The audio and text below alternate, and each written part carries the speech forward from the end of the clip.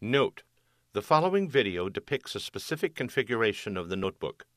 The same removal and replacement procedures apply to all configurations of the notebook. Before you begin, remove the battery, surface cover, optical drive, hard disk drive, wireless module, keyboard, top cover, display panel assembly, display bezel, display panel, and hinge covers. Removal. Important. Make careful note of the routing of the display panel and wireless antenna cables under each hinge for later replacement.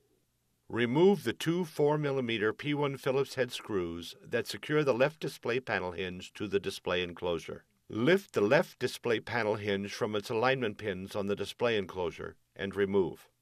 The right display panel hinge is removed in the same manner.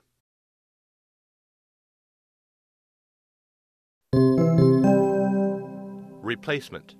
Place the left display panel hinge onto its alignment pins on the left side of the display enclosure.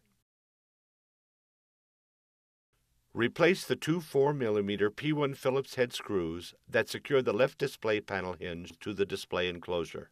The right display panel hinge is replaced in the same manner.